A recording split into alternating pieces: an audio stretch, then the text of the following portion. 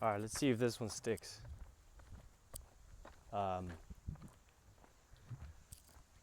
This is my brother. 5 questions. He's supposed to ask me 5 questions every day. He's in summer break, and he said he wants to learn about real estate. So I told him to ask ChatGPT to do what? 100 questions? 100 questions, and then he has to ask me 5 questions every day. I may or may not know every single question, but let's see. Question number 1. Or he's already asked me a bunch, but today, for today, question number 1. What type of rental properties do you own? What type of rental? Okay. What type of rental properties do I own? How do I answer this question? Why are you going so fast, bro? The fuck? Just single family, I guess. But single family with either an ADU, an attached ADU, or a detached ADU.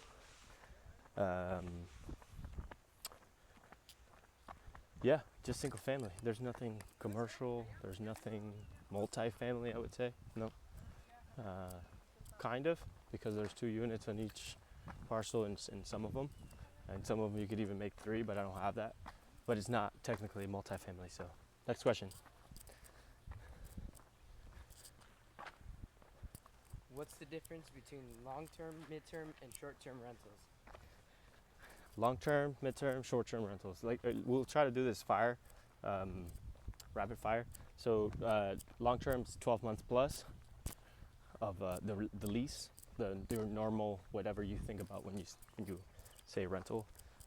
Mid-term, it could be like anywhere between 1 month, 30 days, to like 3, 4, 5, 6 months. Sometimes they even extend past the 12 months, but it started as a mid-term. It became a long-term, but in the short-term is Airbnb, VRBO, usually 7 days or less. Next question. Why do you prefer some mid-term rentals over long-term rentals? All right, the question is, why do I prefer mid-term rentals over long-term rentals? Pretty easy question to answer. It's because long-term rentals, people usually mess up the home. Not every time, but you can't discriminate.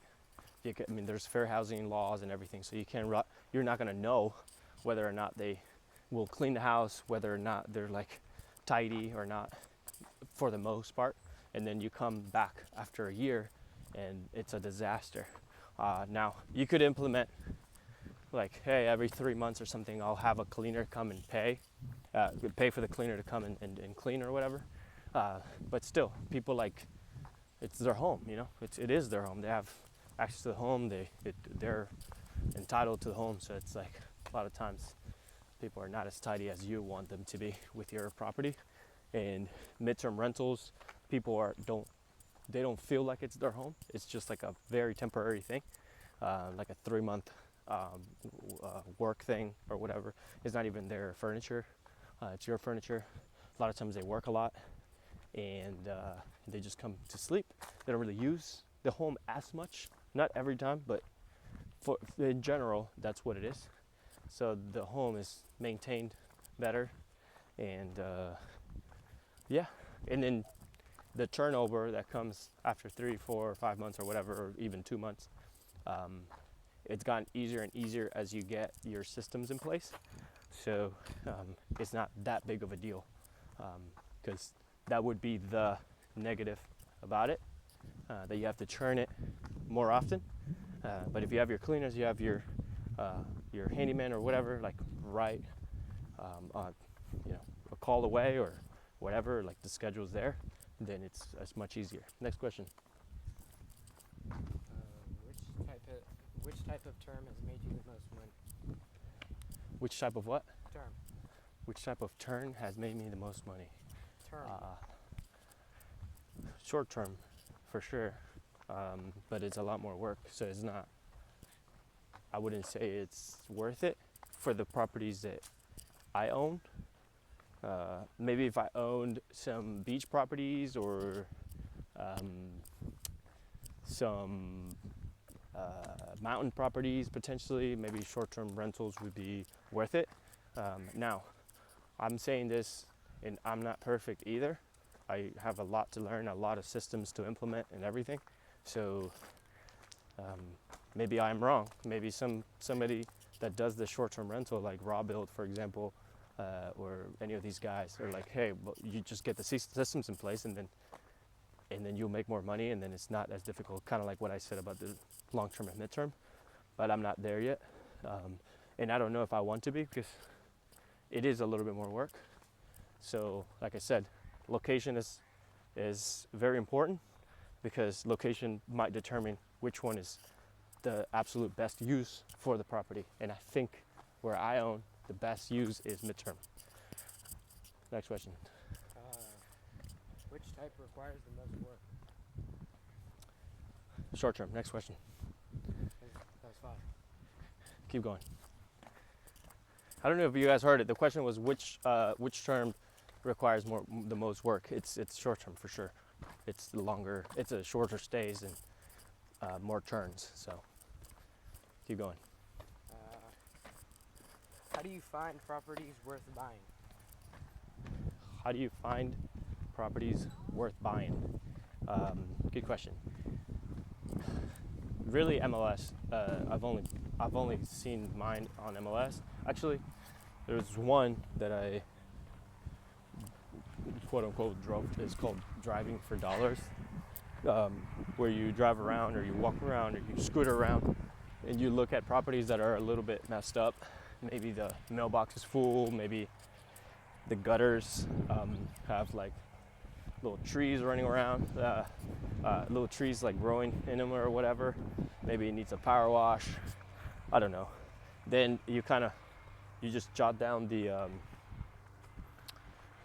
address, and you send a mailer, or you call, or whatever. You skip trace that person and ask if they want to sell, because if it needs maintenance, they may want to sell. It might be a headache for them.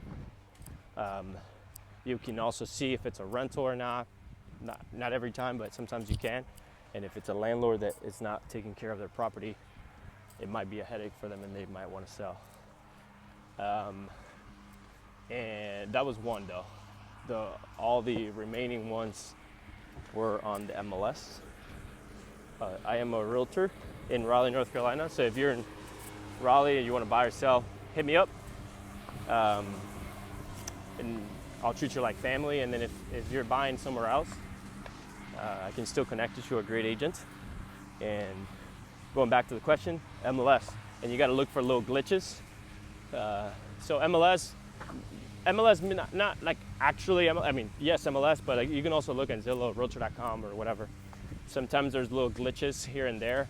I found one property that made me a couple $100,000 off of a glitch on Realtor.com, because the lady didn't put that it had a mother-in-law suite, and then I saw it in the pictures, and I was like, obviously that's a different building. She didn't put it on there. I guess she didn't put it on the MLS, and then it didn't populate on Realtor.com, and she later did that, but it was too late. I had already put it under contract. So little glitches like that. On MLS, you can do remarks, or ask your agent to do little remarks, and you can do like words like cash, words like motivated, words like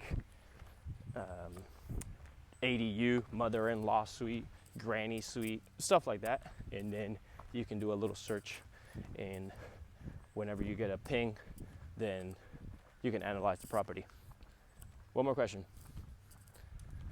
What websites or tools do you use? Websites or tools for what? For everything. What websites or tools do I use? So MLS, again, I'm an agent, but anybody can have access to the quote-unquote MLS by just having searches with your agent. So make sure you have a good agent. I'll connect you to a great one, or if you're here in the Raleigh area, I got you. Other tools for like rental property, you can have whatever. You can have Buildium, but usually Buildium is for people that have way more properties. I have Tenant Cloud. You can do Tenant Cloud to keep up with tenants. Turbo Tenant is a great one as well for whatever, if you do long-term, short-term, whatever. I just found there's There's one property we do it per room. I just found a tenant in there, in turbo tenant. It was great. I had a great experience with them. You can do Furnish Finder, you can do Airbnb. There's a lot of them. So anyways, he doesn't know we're gonna run sprints. I'm trying to do, look at his face. I'm trying to do these content because it's kind of hard for me to do the content. So I'm trying to kill two birds with one stone. So we're walking, about to do sprints, and then I get this video done. See you guys next week. Bye. Say bye. Bye. He's gonna run sprints.